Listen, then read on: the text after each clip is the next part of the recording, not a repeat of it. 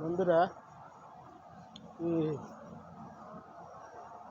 তরকারিটা হাতে মায় রান্না করবো। হাতে মায় রান্না করব এবং এখন দিলাম মরিচ, লবণ দিচ্ছি।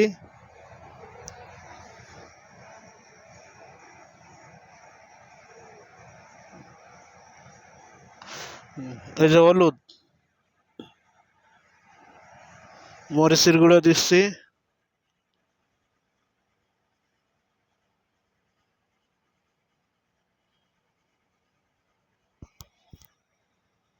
হলুদ দিচ্ছি। যে যেরকম পারেন, যার যার মনে যেটুক চায়, মানে একটা পরিমাণ মতো যেরকম যে যা দেয়।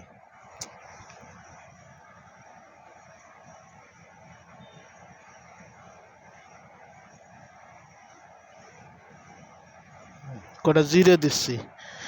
আমি ভাই দুনের গুঁড়ো খাই না। হ্যাঁ, আমি দুনের গুঁড়ো দিই না, অর্থাৎ দুনের ফাঁকি আমি দিই না।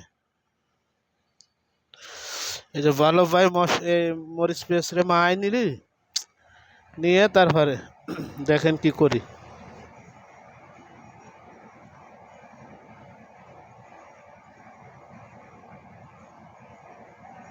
তাহলে হাত জ্বলে, তারপরেও কষ্ট রে করতেছি।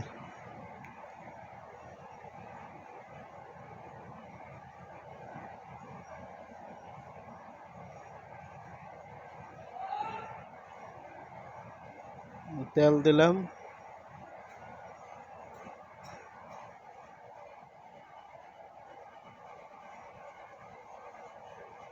একা মানুষ, তরকারি বেশি হয়ে গেছে। তারপরেও 2-3 দিন ধরে খাতে হবে না, 2 দিন তো খাতে হবে না। আজকে খাবো, আজকে খালি কালকে খালি শেষ হয়ে যাবে। ডেলি তো রান্না সম্ভব না একা, একজনের জন্য পাক করে মানে ডেলি পাক করা সম্ভব না। এই কারণে আর কি, একবার একটু তরকারি বেশি রাঁধলে তুই পরে পরমরে রেখে দিই। এর সাথে চিংড়ি মাছ আছে, চিংড়ি মাছটা দেব যে সময় মানে কড়াই আগুনই দেবো, মানে যে সময় চুলায় দেবো সেই সময় আর কি এই জিনিসটা করবো। যে সময় পানিটা একটু টকবক করে গরম হয়ে উঠবি, হ্যাঁ, সেই সময় ওই চিংড়ি মাছগুলোর ভিতর দেবো।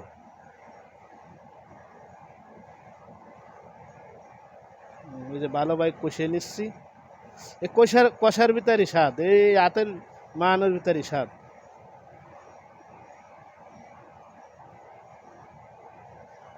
আমাদের দিক বেশিরভাগ, আমাদের দেশের এদিক আমরা এরমেরই খাই বেশিরভাগ, মানে এরম তরকারি রানলে এইভাবেই খাই।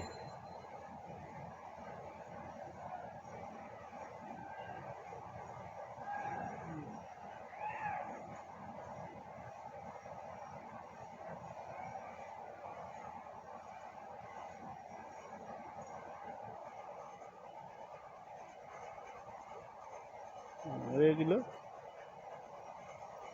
এখন এই চিংড়ি মাছের পানিটু কেড়ায়ে এর ভিতরেই দিয়ে দেবো লবণ, হলুদ আর মরিচের গুঁড়ো একটু দিয়ে মায়ে রেখে দেবো।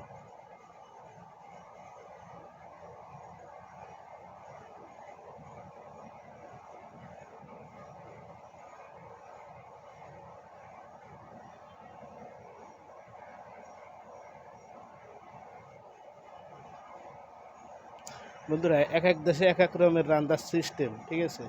আমাদের এদিকে রান্নার সিস্টেম এক রকমের, আবার দেশে ভিন্ন, আর এক দেশে আর এক রকমের। আপনারা কেউ কিছু মনে করবেন না।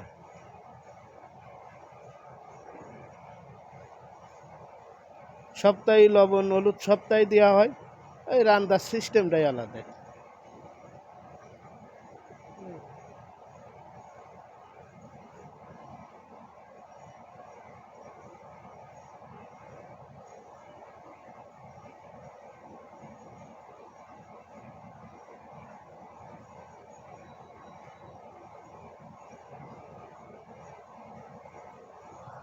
রেখে দিলাম, হয়ে গেল, শেষ।